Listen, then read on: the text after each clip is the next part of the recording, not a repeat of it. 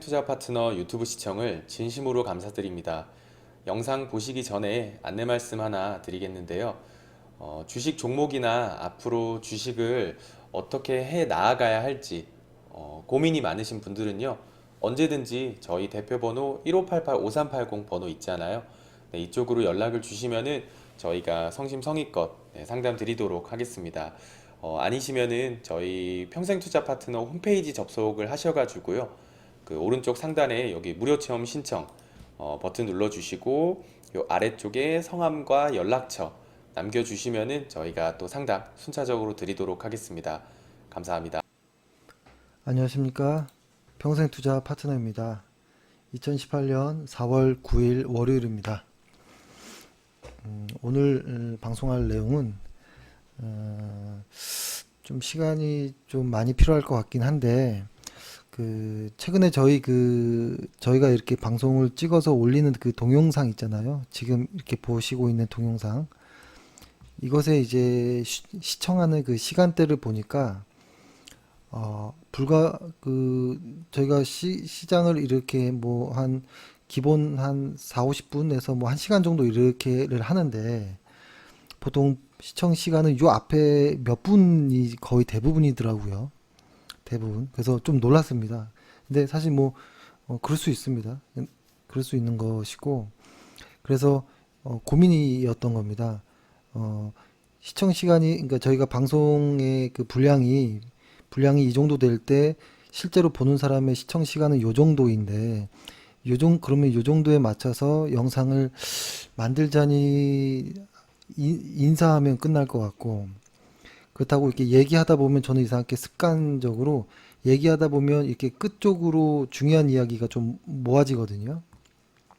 근데 보통 회원분들과도 이야기를 해보면 요 앞 정도를 듣다가 주무신다고 이렇게 얘기도 하고 그래서 좀 고민입니다. 근데 일단은 이 이야기를 먼저 말씀드리고 일단은 기존 방식으로 그대로 좀 진행을 해보겠습니다. 하지만 방송 시간이 좀 긴 내용은 저의 어떤 말주변이 없어서 그런 부분도 있지만 좀 그래 하고 싶은 말이 많다라기보다 어, 어떻게 하다 보니까 자꾸 길어지는 것 같아요. 그래서 저도 좀 최대한 좀 음, 좀 짧게 좀 줄이는 방향으로 좀 이렇게 노력을 좀 해보고 그 다음에 이제 회원분께서도 방송을 들으실 때 이 뒤쪽의 부분이 중요한 부분이 있으니까요. 뭐 1.5배속으로 좀 듣는 것도 좀 권해드리겠습니다. 제가 말이 좀 늦거든요. 그러니까 좀 천천히 해서 좀 답답하신다면 1.5배속도 저는 꼭 권해드리고 싶습니다. 그래서 괜히 이런 마음을 먹으니까 막 급해집니다, 마음이. 그래서 오늘 드릴 말씀은 좀 중요한 내용들이 좀 있습니다. 그래서 일단 첫 번째, 음, 일단 현재 그 시황 이야기를 하는데 이 시황에서 이런 이야기 좀 해보려고 합니다. 음, 지금의 어떤 그 무역전쟁 관련해서 이것이 앞으로 어떤 시나리오로 갈지, 갈지를 한번 좀 소설을 한번 써보겠습니다. 뭐 이렇게 뭐 가도 좋고 아니어도 뭐 어쩔 수 없는 거겠지만 일단 여러 가지의 어떤 예측들을 해놓고 대응을 해보자라는 의미가 큽니다. 그리고 이러한 시나리오 그러니까 만약에 그런 시나리오로 간다 하더라도 주가는 또 다른 변수가 생겨서 또 다른 방향으로 갈 확률도 높습니다. 그래서 일단은 여러 가지 시나리오들을 만들어 보고 준비를 해보자라는 뜻이 있고요. 그 다음에 지금 ETF, 그러니까 주간 차트로 ETF들을 한번 쭉 볼 건데요. 이유는 최근에 종목들이 바이오 위주의 종목들이 많습니다. 뭐 여러 가지 이유가 있을 수 있겠지만 지금의 어떤 이러한 그러니까 종목들이나 어떤 업종들이 오르고 나서의 어떤 해설 뉴스들이 다 느리더라고요. 현재는. 그래서 있는 그대로의 시세를 한번 어떻게 전개되는지를 한번 좀 통해 보는 게 어떤가라는 거. 그 다음에 만약에 지금의 어떤 무역 전쟁 어떤 그러한 시나리오에서 시나리오가 맞다면 관심을 가져야 할 어떤 좀 몇 개 종목들을 좀 보도록 하겠습니다. 그래서 일단 시나리오에 대한 이야기를 좀 해볼게요. 그리고 사실 종목에 대한 이야기를 하는 게 상당히 좀 꺼려지는 부분도 있습니다. 이렇게 시장이 약한데 또 불구하고 어, 종목 이야기를 해야 되나라는 차라리 카페에는 말씀드렸지만 매도 종목들을 이야기하는 게 더 어울리지 않을까라는 생각을 합니다. 보통 시장이 이렇게 올라가고 이렇게 떨어질 때가 있잖아요.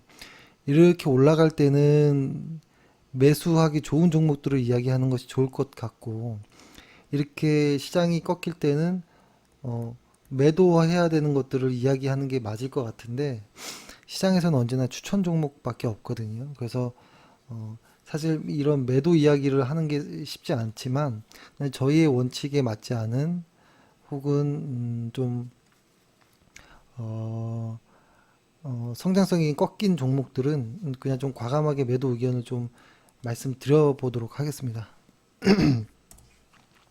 그래서 일단은 트럼프의 어떤 이러한 무역 전쟁에 대한 앞으로의 어떤 시나리오를 한번 좀 이야기를 해보면, 일단 제가 삼성전자를 펴놓을게요. 일단은 펴놓고 얘기하면, 지금 보시는 이 화면은 그냥 일단 일간 차트이고요.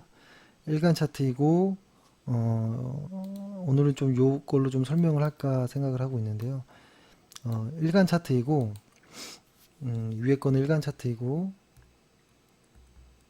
그 다음에 요것은 이 파란 초록색 선의 의미는 뭔지 아실 거예요. 저희 회원분들께서는 그 초록색 선을 뒤집어 놓은 겁니다. 뒤집어 놓은. 그래서 생각해 보면 어떻게 보면 어떤 뭐라고 할까요? 수급선? 좀 이런 용어가 촌스럽긴 하지만 어떤 수급선, 어떤 메이저들의 어떤 수급 누적들이라고 보면 좋을 것 같아요. 그래서 이 선이 꺾이는 것은 좀 조심해야 된다라는 관점에서 좀 보면 좋을 것 같습니다. 그렇죠? 아마 제가 카페는 오늘 올렸습니다. 이 초록색 선이 뭔지는요. 확인해 보시면 좋을 것 같고, 뭐 아모레퍼시픽 같은 건 최근에 바닥에서 이제 선이 다시 올라가고 있죠. 자, 아주 좋은 모습입니다. 일단 좀 시작해 보겠습니다. 일단은 지금 시장은 이렇게 가고 있죠. 미국과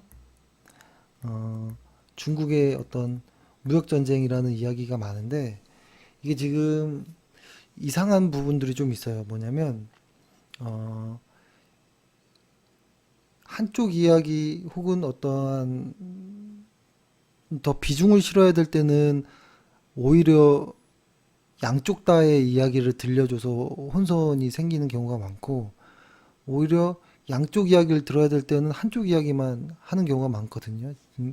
최근에 정치 뉴스도 그런 경우가 많지만 경제 뉴스도 그런 경우가 많습니다. 그래서 지금의 시장 논리는 시장의 이야기는 미국과 중국이 무역 전쟁을 하면 중국이 어마어마한 나라로 커졌기 때문에 미국도 쉽지 않을 걸, 뭐 이런 뉴스들이 많아요. 근데 객관적으로 이렇게 쭉 보면 사실 그러니까 중국이 미국을 이길 수 없는 게임이에요. 지금 벌이고 있는 무역 전쟁은 그냥 있는 그대로의 모습을 보면 그렇다라는 거죠. 그러니까 이게 언제까지 중국이 버틸 수 있을까를 좀 봐야 되는 것도 있어요. 그러니까 이게 지금 무역 전쟁이라고 해서 4월 초에 미국에서 맨 처음에 500억 달러, 미국에서 500억 달러, 500억 달러의 어떤 그 달러 규모의 어떤 중국 상품 1,300개를 뭐 물품을 이제 품목들을 발표했죠. 25% 이제 관세하겠다. 라는 것들로. 그랬더니 곧바로 하루 지나서 같은 금액으로 달러입니다. 500억 달러. 그 동일한 관세율을 적용해서 미국산 품목 106개 정도를 발표했거든요. 여기서 뭐 조금 더 현재 상황을 좀 보자면 미국이 발표한 어떤 품목은 시진핑이 이제 열심히 이제 공들이고 있는 로봇과 항공 쪽이거든요. 미래 산업 품목이었죠. 그리고 중국 같은 경우에는 미국 트럼프의 이제 아킬레스건인 그 대두 그리고 자동차를 핵심 어떤 제재 품목에 포함시켰죠. 그래서 서로 이렇게 한 차례 어떤 무언가 이제 뭔가 신경전을 세우다가 잠깐 쉬었습니다. 잠깐 쉬는 동안에 이런 이야기가 나왔죠. 미국은 이런 얘기를 했습니다. 중국과 무역 전쟁 상대가 아니다. 그렇죠? 그리고 협상 결과에 따라서 중국에 대한 관세 조치를 실제로 시행하지 않을 가능성도 있다. 뭐 이런 이야기들 좀 했고요. 중국 같은 경우에서는 사실 모든 문제가 테이블 위에 올라온 만큼 이제는 협상과 협력의 시간이 됐다라고 한 발 빼는 정도의 어떤 모습을 공개적으로 표명했습니다. 그러니까 이게 공개적으로 표명을 한 것인데 여기서 이제 다시 2라운드가 이제 시작이 되는 거죠. 그게 어떤 내용이었냐면 트럼프 같은 경우에는 다시 1,000억을 추가했습니다. 그러니까 그 무역 대표부라고 있죠. USTR 거기에다가 이제 1,000억 달러 규모의 중국 상품에 추가 관세 부과할 방안을 고려하자라는 이야기를 했고, 그 다음에 중국 같은 경우는 아직 이야기는 안 했지만 우리도 강력하게 반격하겠다라는 이야기까지가 현재 이런 상황인데요. 이게 뭐라고 할까요? 계속 좀 어떤 추가 관세 강도를 이렇게 서로 이렇게 높여가면서 싸울까라는 생각을 하면 이게 불가능한 게임이 됩니다. 이게 중국이 미국과 동일하게 싸울 수가 없는데요. 이유는 뭐냐면 일단 보복 관세라는 것은 상대방과 동일한 금액, 그 다음에 동일한 관세로 대응하는 것이 기본이죠. 그죠? 그래서 보통 제재 대상 총액은 상대국으로부터 어떤 수입액이거든요. 수입액. 근데 여기서 이제 잘 봐야 되는 게 있습니다. 보면 미국 같은 경우에는 한 중국으로부터 중국에게 이제 5,500불 정도를 이제 수출하고요. 그 다음에 중국 같은 경우는 미국에게 한 1,300억 불 정도를 수출해요. 그러면 이게 일단 맞지가 않는다라는 건데요. 이거를 이제 보면 5,500불이라면 이 정도의 규모이다면 1,300억 불 정도면 이 정도의 규모도 안 될 거란 말이죠. 그러니까 같은 선상에서 출발을 하지만 이게 안 맞을 이게 사실 게임이 되지 않는다는 거예요. 첫 번째 500불로서 처음에 시작을 했잖아요. 그러니까 한 요 정도 금액에서 1차로 어떤 서로 좀 본 거죠. 봤는데 입지를 뭐라고 할까요? 좀 해본 거죠. 떠본 거죠. 미국에서 한번 해본 건데 중국에서 강력하게 나오니까 미국이 한 단계 위로 간 거예요. 1,000억 달러를 추가한 거죠. 그럼 요 정도 2차 싸움이 된 거죠. 그랬더니 이렇게 돼버린 거예요. 그러니까 중국에서는 미국에서 수입하는 제가 아까 말씀 잘못 드렸는데요. 미국에서 수입하는 1,300억 불 정도를 전체 다 과세를 해도 이길 수가 없어요. 미국은 중국으로부터 5,500, 그죠? 5,500억 불을 수입하니까 이게 맞지가 않아요. 만약에 여기서 중국이 그래 한번 해보자라고 했을 때 다시 미국이 예를 들어서 1,000억 불 정도로 추가해버리면 이렇게 되는 거예요. 그죠? 이러면은 한 3천억 불 정도 되는 이 규모의 관세가 부과되면 중국은 어떻게 할 수 있는 게임이 아닌 거였던 거예요, 사실. 그래서 어, 사실 1,000억 불이라는 것을 어, 2차로 미국이 중국에다가 이거 한번 조금 그 USDR에다가 조금 고려해봐라고 이야기했을 때 솔직히 들었던 생각은 뭐냐면 이런 생각이었습니다. 이제 나올 악재는 다 나왔다. 라는 것이었거든요. 더 이상 할 게 없었다라는 겁니다. 그러니까 중국에서 보복 관세라는 것이 동일한 것으로 해야 되는데 중국에서는 동일하게 할 수가 없다라는 거죠. 그러니까 사실 여기에서 저는 좀 끝이 난 것이 아닌가라는 좀 생각을 하는데요. 잠시만요.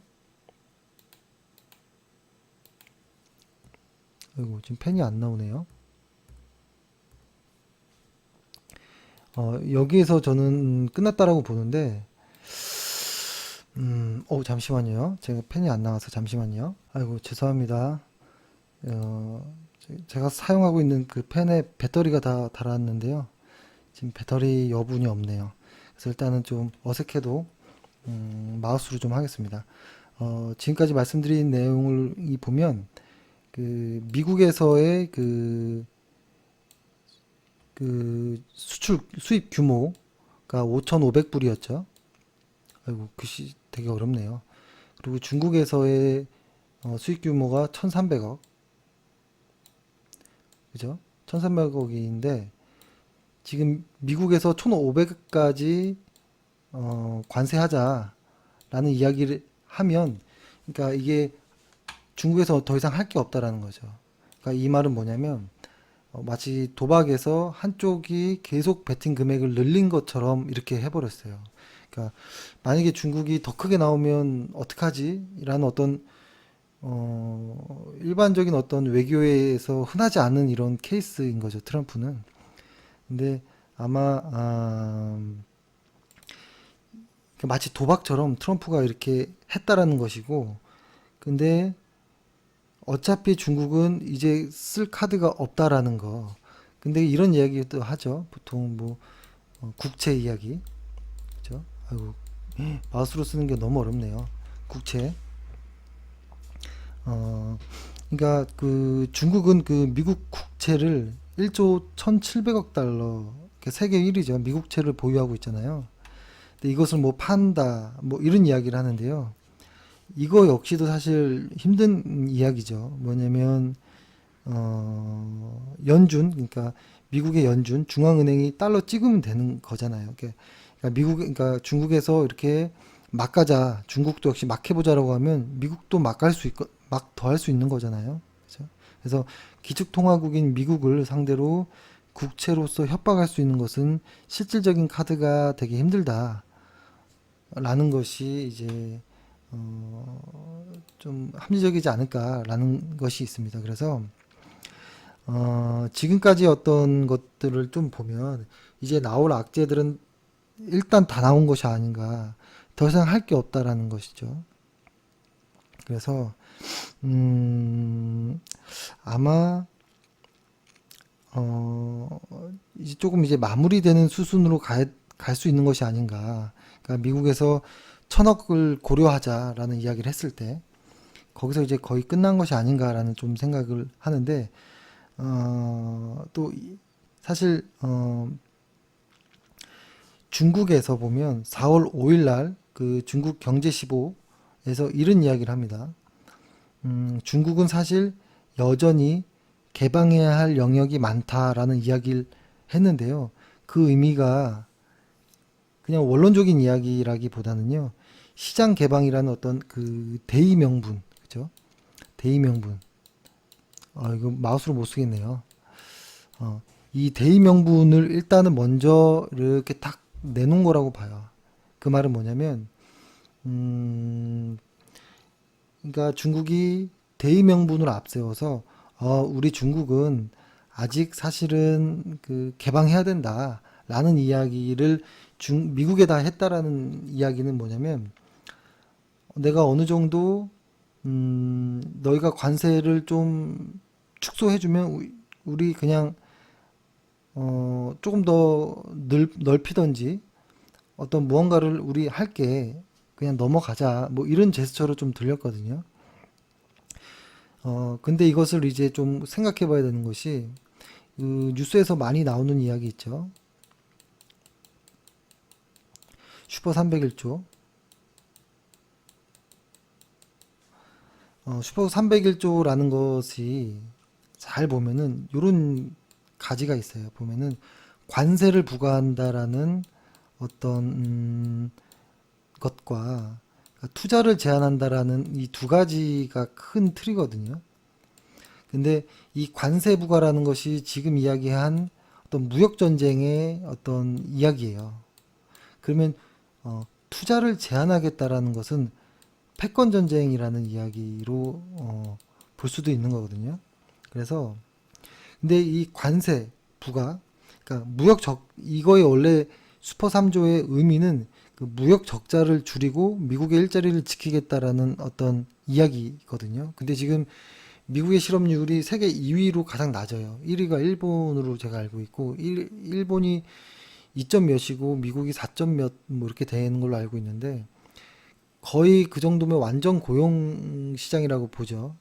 그러한 상황에서 일자리를 운운하는 것은 사실 의미가 없는 것이고 저는 결국에는 이 패권 쪽에 서의 어떤 자리를 잡기 위한 것이 아닌가라는 것인데요. 그래서 이 투자 제한의 의미, 그러니까 어떤 첨단 기술에서 중국이 이렇게 무언가를 이제 뭐 이렇게 올라가겠다라는 것을 미국의 어떤 경제 패권, 그러니까 미국의 어떤 경제 패권을 어떤 지키겠다라는 어떤 이야기로 좀 보입니다. 그래서 다소 생각보다 무역 전쟁이 짧게 끝날 가능성도 있지 않을까라는 생각을 합니다. 왜냐하면 시간이 없다라는 것이죠. 흔히 많이 말하는 미국의 그 중간 선거 11월 오늘 그 어떤 통계 어떤 그들을 보니까 민주당이 앞서고 있어요. 많이 그죠? 그래서 지금 트럼프에게는 시간이 없고 시진핑은 사실 게임 해도 이길 수 없는 게임이었고 하지만 대의 명분을 쌓고 싶었던 거였고 그래서 이런 것들이 어쩌면 합의점에 다다를 수도 있지 않을까라는 생각을 한다라는 거죠. 근데 이것을 뒤집어서 뒤집는 게 아니고 그러면 우리 한국은 뭐냐라는 것이죠. 그러니까 지금 사실 이게 보면 중국과 미국의 싸움이었잖아요. 미국과 중국, 중국과 미국. 근데 한국은 그러면 어느 위치에 있냐라고 그냥 객관적으로 보면 한국은 현재 사실 미국과 같은 배에 타고 있는 겁니다. 왜냐면 그러니까 뭐라고 할까요? 그러니까 이런 어떤 무역 정쟁에서 중국이 대의 명분을 살려서 그래 우리 그냥 사실은 더 개방해야 될 부분이 많아 이렇게 대의 명분을 살렸을 때 중국이 오히려 시장을 개방한다면 우리는 더 좋을 수도 있다. 왜냐하면 한국과 미국이 중국에 수출하는 품목이 거의 겹치지가 않거든요. 그래서 우리는 어떤 대중 수출은 사실 큰 타격은 없습니다. 근데 만약에 반면에 시장 그 중국이 시장을 나 개방할게 그리고 지적재산권 보호라는 조치를 딱 이제 조치를 취하면 우리 기업에게도 유리한 결과가 나올 수 있다라는 건데요.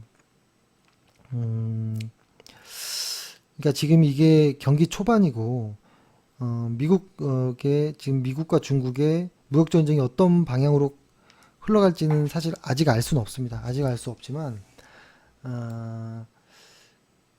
기울어진 어떤 운동장에서의 싸움이 아닌가. 결국엔 미국이 이길 수 있는 게임이었는데 게임인데 중국의 어떤 대의 명분을 4월 5일 날 사실 이야기한 것으로 저는 보이고 그리고 미국 역시도 천억이라는 어떤 것을 천억 불에 대한 어떤 관세를 고려하자라는 이야기를 했을 때 거기서 저는 1달러 끝났다라고 좀 봤거든요. 그래서 일단은 추세를 봐야겠지만 음, 그래도 변동성은 아직 많이 남아 있을 거라고 봅니다. 변동성의 크기는. 그래서 조금 주의를 할 필요는 있다. 하지만 더 이상 커질 무언가 악재가 있을까라는 생각도 합니다. 그래서 이런 부분에 대한 한번 생각을 해봤고요. 그쵸? 이렇게 보고 이게 펜이 없으니까요. 상당히 불편하네요. 왜 갑자기 이렇게 펜이 안 나왔을까요? 그쵸?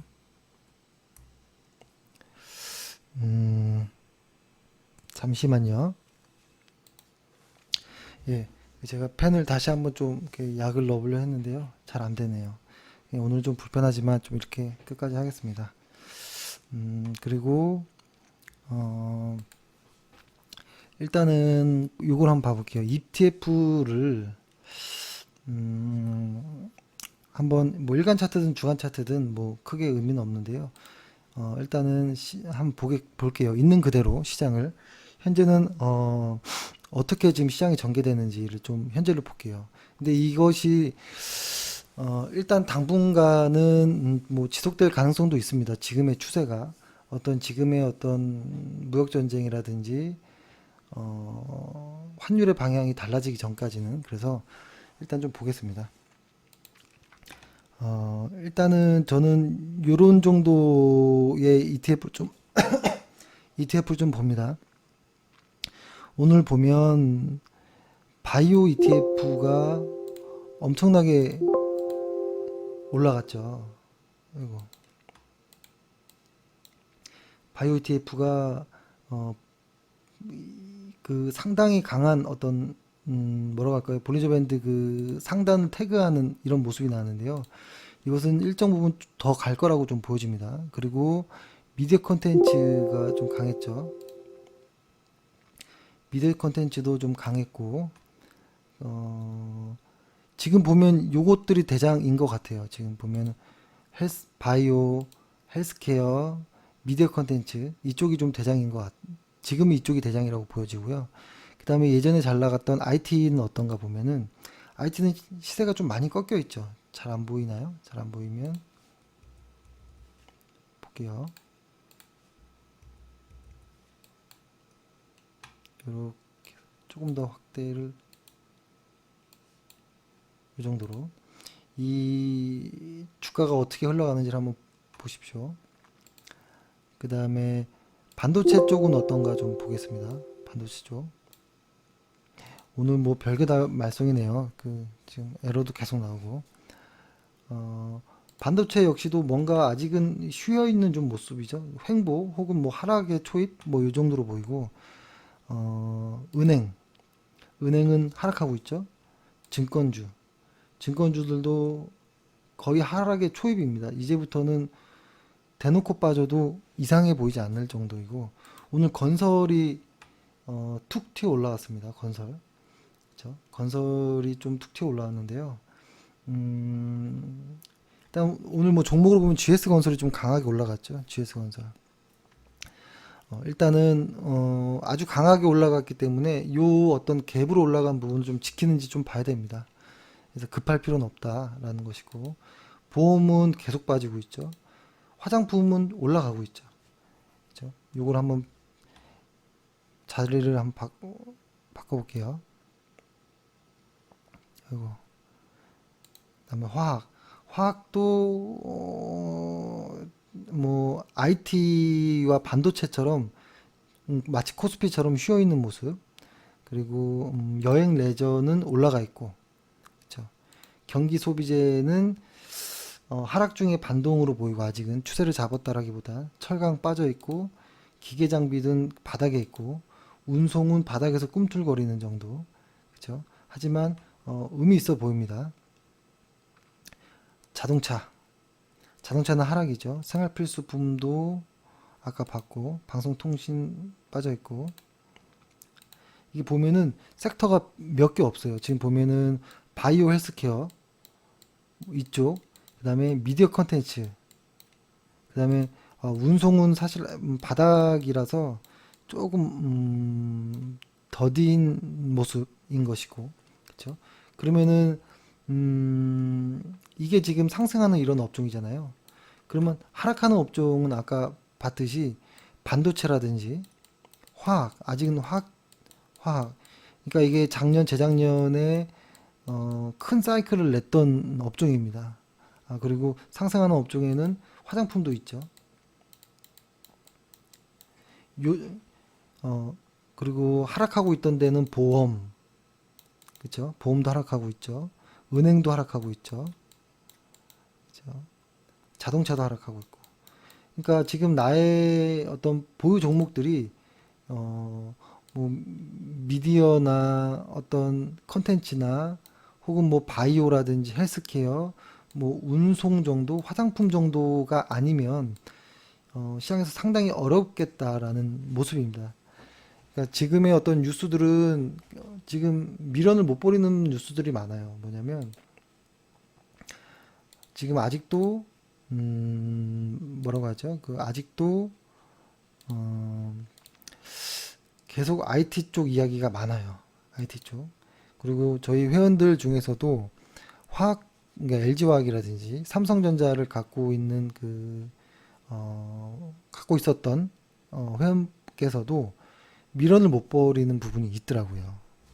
그러니까, 제가 요 이야기는 잠깐 한번 좀 이야기를 좀 드리고 싶은데 지금 개인 투자자들이 생각하는 어떤 증권 전문가들의 모습 있잖아요. 개인 투자자들의 어떤 생각하는 TV에서 나오는 어떤 증권 투자 전문가, 증권 전문가, 혹은 펀드 매니저, 애널리스트들, 뭐 여러 어떤 전문가들이 있죠.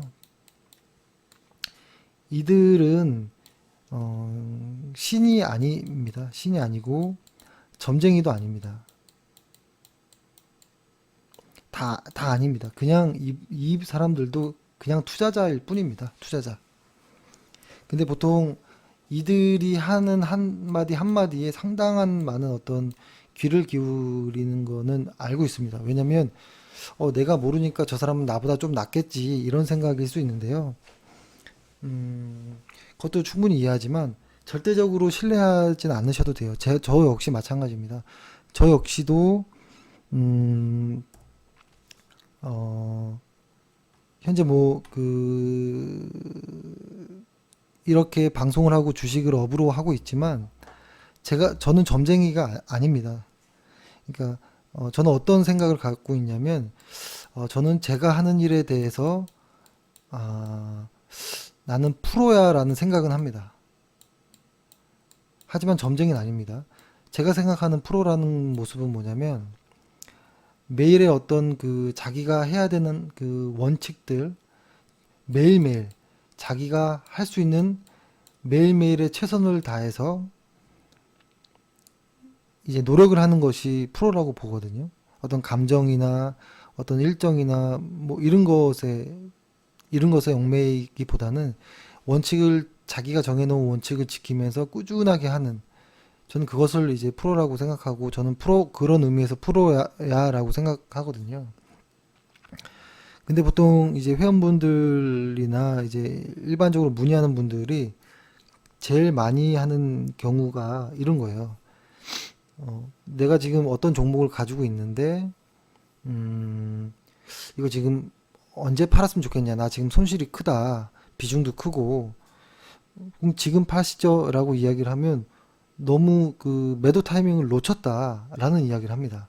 그 매도 타이밍이라는 기준이 언제인지 모르겠지만 매도 타이밍을 놓쳐서 나 지금은 손실 보고 매도 못해 라는 이야기를 하거든요. 그것도 충분히 이해합니다. 충분히 이해하는데 매도 타이밍을 놓쳤다라는 그것이 중요한 말이에요. 본인도 알아요. 내가 매도할 타이밍을 놓쳤는데 억울해서 갖고 있는 거야. 나 지금 손실 보면 너무 나한테 충격이야. 이런 의미잖아요. 근데 그러한 어떤 개인 사정은 아무 의미가 없습니다. 시장에서.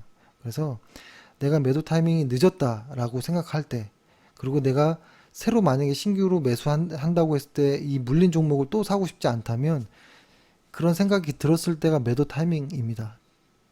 근데 이런 이야기를 하죠. 보통 음, 어, 저도 이런 얘기를 하고 아까 카페도 글을 썼지만 제가 카페를 한번 볼까요? 카페에 어떤 이야기를 썼냐면 음,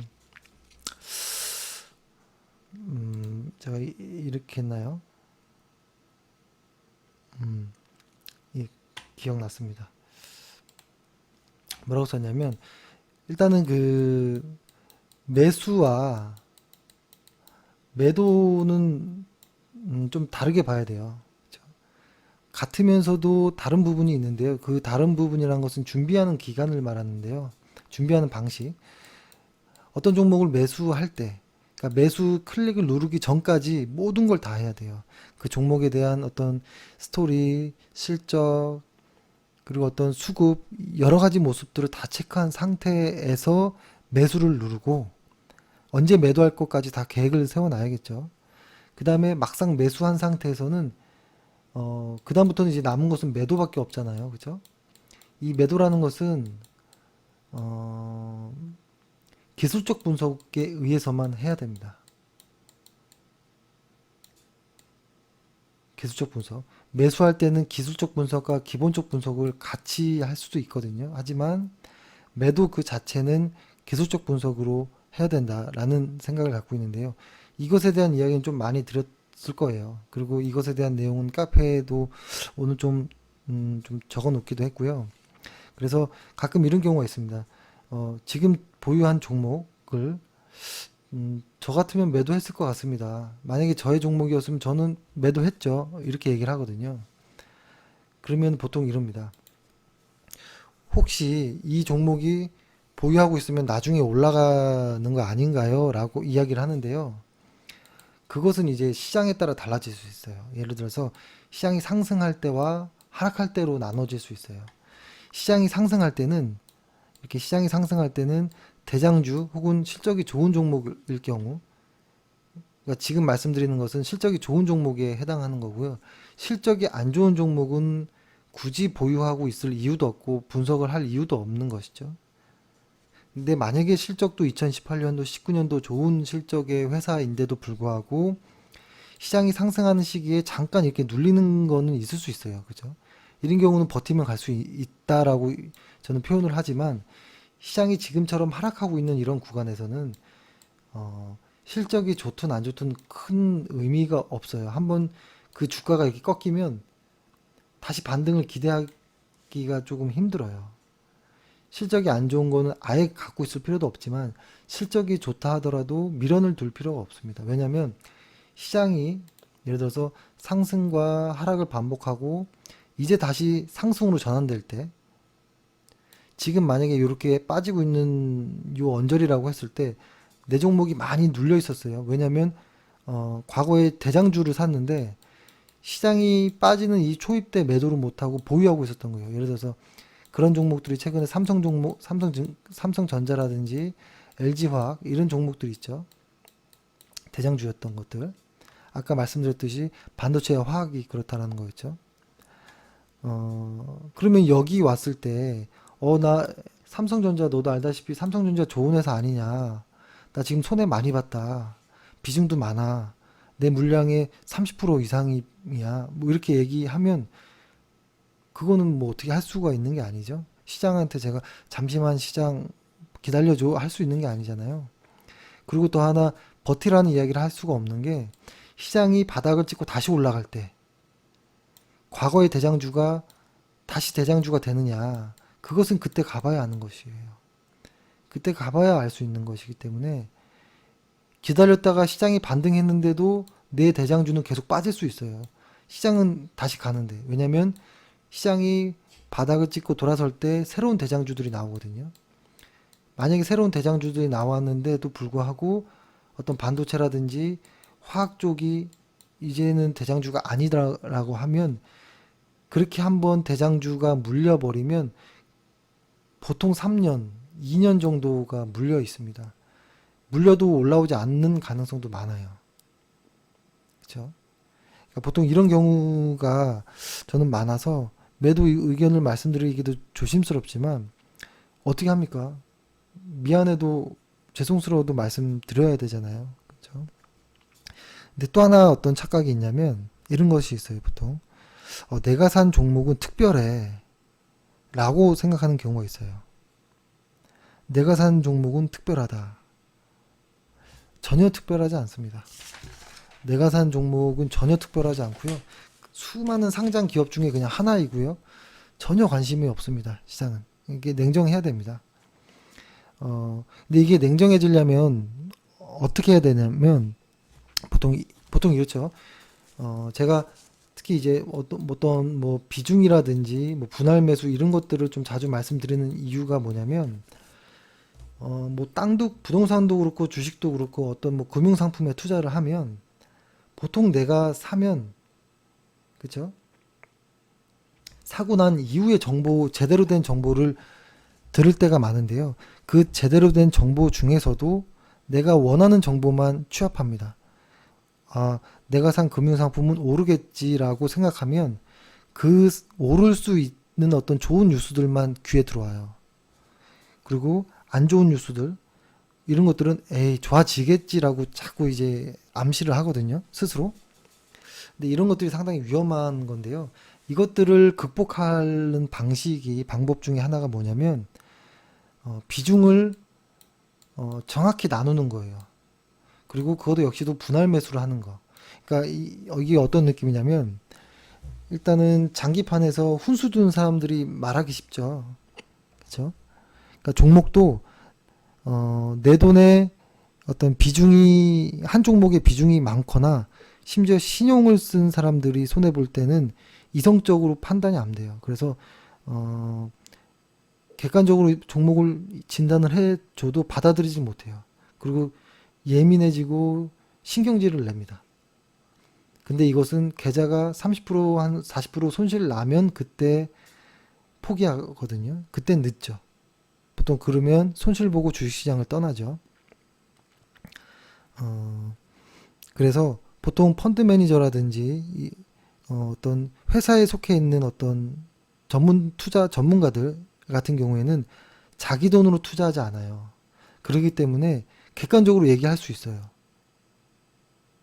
근데 개인 투자자들은 자기 돈으로 투자하기 때문에 그리고 비중도 엉망으로 되어 있기 때문에 객관적일 수 없는 상황이 와요. 그래서 그것들을 조금 해소하려면 비중을 맞춰야 된다. 만약에 지금 내가 산 종목 나 절대 포기 못해라고 한다면 비중을 줄이세요. 비중을 줄이시든지 그거 먼저 하셔야 됩니다.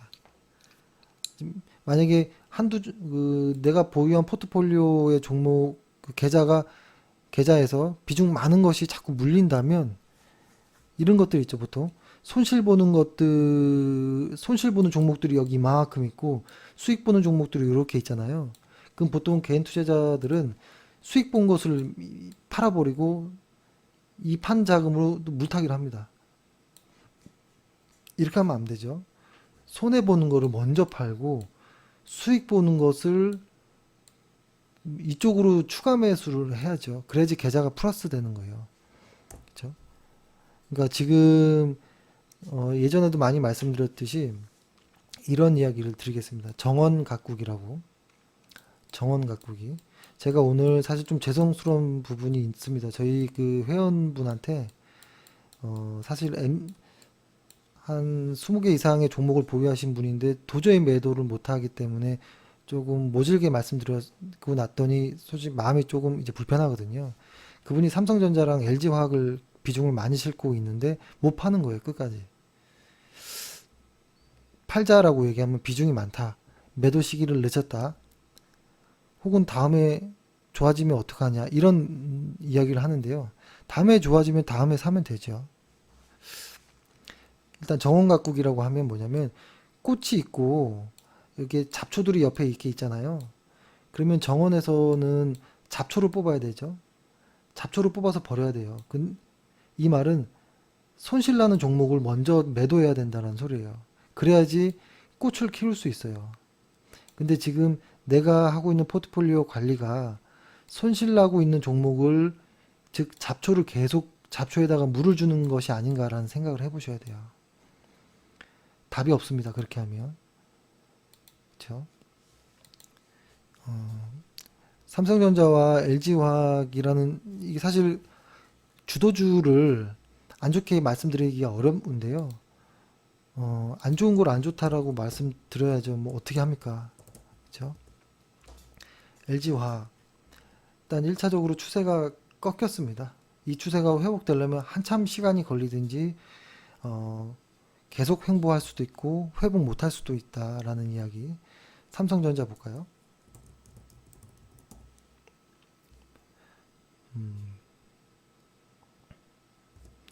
삼성전자. 자, 이것도 많이 망가졌습니다. 삼성전자의 매도 시기는 이때였습니다. 이때, 요때, 요 당시 때였어요. 이때 저희 그때 매도 같이 했었잖아요. 그렇죠?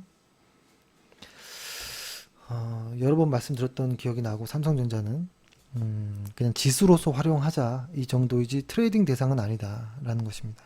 그래서 지금 오늘도 종목들을 말씀드리고 싶었지만 이게 무슨 의미가 있나라는 고민을 한 겁니다. 지금은 종목을 말씀드릴 때라기보다는 종목을 매도할 종목을 말씀드리는 게 더 좋은 것 같아요. 그렇죠? 그래서 아마 내일부터는 좀 매도할 종목들을 조금 꼭 말씀드리는 게 어떤가라는 좀 생각도 해봅니다. 그리고 이제 종목들을 좀 이야기를 좀 해보면 이게 펜이 안 되니까 제가 카페에다 올린 글로서 한번 좀 해볼게요. 예를 들어서 지금 보고 있는 것은 이제 넷마블 게임인데요. 넷마블 게임이 볼리저 밴드상 이 W 패턴을 완성할 것이냐, 그렇죠? 이게 지금 좀 관심을 갖고 있는데요. 이것도 이제 중간의 입장입니다. 이 W 패턴을 완성하고 튀어 올라간다면 보유할 수 있겠지만 아니면 이 두 번째 바닥을 깨고 내려가면 매도해야 되는 것이 어떤가라는 생각을 했습니다. 그렇게 하고 그다음에 오늘 관심이 있었던 종목은 사실 이건 좀 여러 번 말씀드렸죠. 그 시젠, 그렇죠? 시젠이란 종목인데요. 지금 5번째 이제 도전을 할 것 같아요. 근데 역시 수급과 실적이 다 좋아요. 수급과 실적이 다 좋은데도 불구하고 조심해서 해야 됩니다. 제가 왜 이런 이야기를 드렸냐면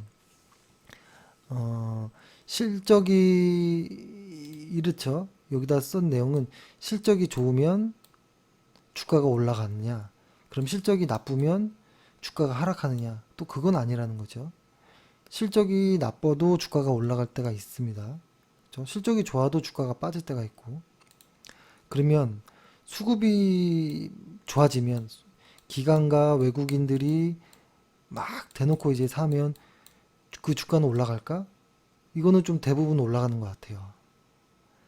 그쵸? 실적과 무관하게 올라갈 때도 있지만 실적이 미반영된 부분이 선반영돼서 올라갈 때도 있습니다. 그러면 이렇게 볼 수 있겠죠.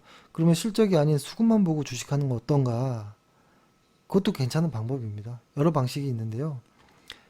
그럼에도 불구하고 실적 좋은 거를 찾아 헤매는 이유를 좀 얘기를 해보자면 그 실적이라는 것은 어떤 제가 보기엔 나침판의 역할을 한다고 봅니다. 나침판.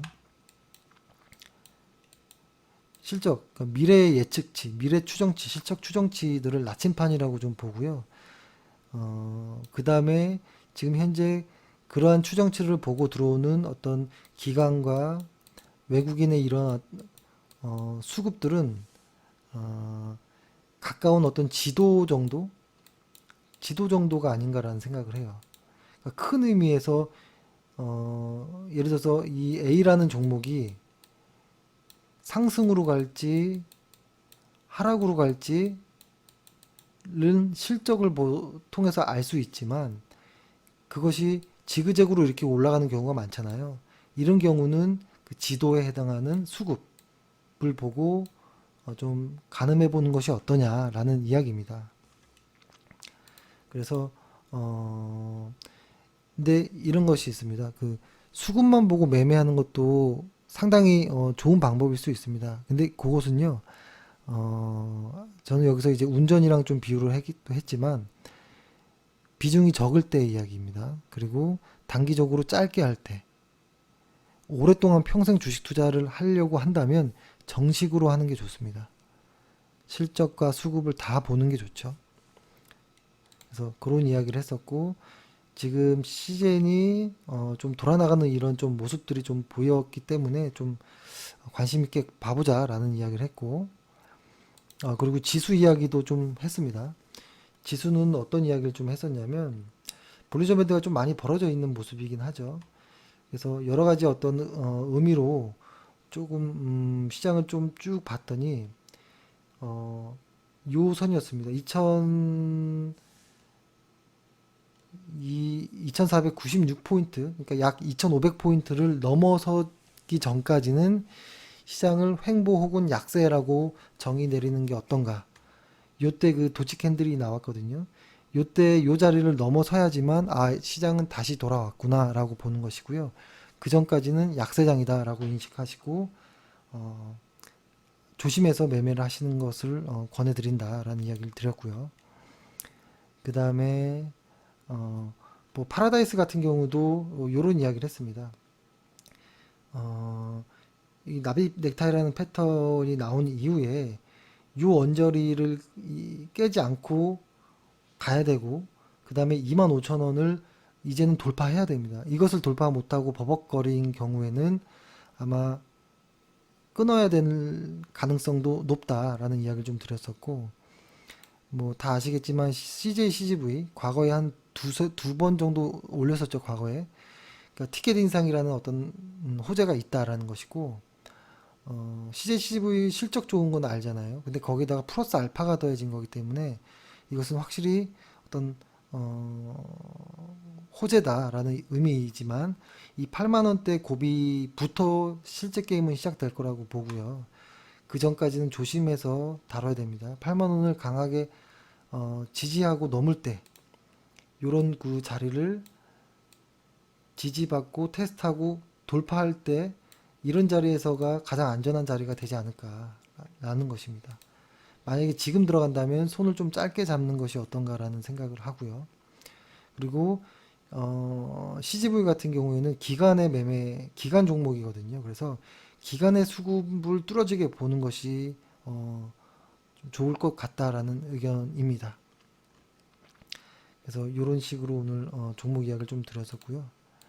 그 다음에 현대건설 같은 경우에도 GS건설, 현대건설 전 좋아 보입니다. 좋아 보이고, 근데 GS건설은 급할 필요가 없고요. 현대건설을 먼저 보면, 현대건설, 아이고 컴퓨터가 너무 느리네요. 현대건설을 보면, 아이고 현대건설 보면 요 수급선이 여기서부터 같이 만들어졌습니다. 만들어졌고 주가 패턴과 거의 비슷하게 이렇게 가고 있죠. 그렇게 저는 이게 한동안 더 갈 거라고 보여지고요. 적어도 뭐 이 정도, 많게는 이 정도까지도 갈 수 있지 않을까라는 의미로 좀 보고 있습니다. 그리고 GS건설 같은 경우에도 좋아요. 아이고, GS건설 같은 경우도 수급이 같은 모습으로 가고 있죠. 그러니까 이런 모습이었습니다. 주가가 올라가지 않고 있었는데 사실 이 수급은 유지하고 있었거든요. 그러니까 이것을 한 번에 반영한 모습이에요. 이 초록색 선이 뭔지는 그 카페에서 보면 나와 있습니다. 그래서 하지만 오늘 갭자리를 갭으로 돌파했는데 좀 많이 밀렸거든요. 이 종가를 어떻게 지지하는지, 그죠? 전저점들, 이 전고점들, 요 자리를 어떻게 지지하고 다시 반등하는지 보고 들어가도 늦지 않을 수 있겠다라는 생각입니다. 둘 다 실적이 둘 다 좋습니다. 그렇죠? 그리고 그쵸? 요 정도로 보여드리고, 최근에 저도 관심 있게 좀 봤던 종목 중에 하나였는데 썸에이지라는 종목이 있거든요. 이 종목은 수급이 깨졌습니다. 수급이 깨진 상황이고 이제는 매도를 해야 되지 않을까라는 말씀을 좀 드리겠습니다. 썸에이지라는 종목은 이제는 매도해도 되겠다 라는 이야기를 좀 드려보겠습니다. 그리고 셀트리온도 한번 볼까요? 셀트리온도 지금 좀 중요한 자리에 와 있는 것 같아요. 여기 보면 요 수급이 이렇게 가다가 여기서부터 내려왔잖아요. 여기서부터, 그죠? 그러니까 여기서부터 제약바이오 헬스케어 쪽의 대장주는 아니었어요. 그러다가 수급은 잔잔하게 밑으로 깔리고 있었는데 여기서 수급이 올라간다면 반등할 수도 있겠죠. 하지만 내려간다면 더 빠질 수 있습니다. 그래서 이것은 지금은 셀트리온은 어떤 좋은 어떤 뉴스보다는 회사가 좋다는 건 다 알아요. 이제부터는 수급의 싸움입니다. 수급. 요 수급선을 좀 의미 있게 좀 보셔도 좋을 것 같습니다. 오늘 좀 방송 좀 길게 한 것 같습니다. 오늘 하루를 좀 정리해 보겠습니다. 일단 펜이 안 되니까 너무 좀 불편하게 좀 해서 좀 죄송스럽고요.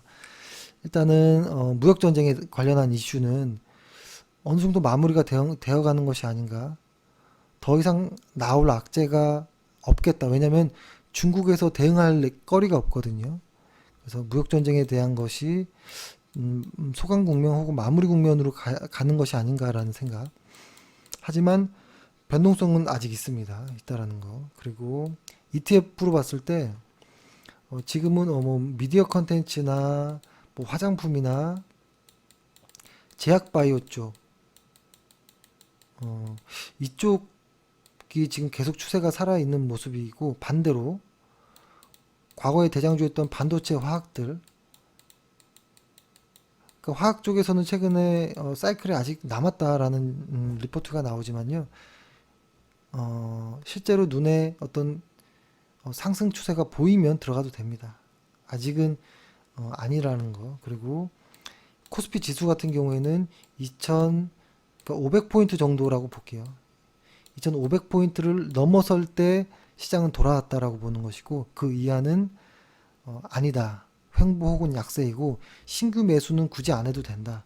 이왕 종목이 들어가 있는 사람은 위아래 잘 보면서 버티기 싸움인 거죠. 지금 수익 내는 구간이라기보다는 버티기 싸움인데 안심할 포인트는 2500포인트 정도로 보고 있다라는 것이고 마지막에 지금 저와 같이 이렇게 주식을 떠드는 사람들은 점쟁이가 아니다. 신도 아니다.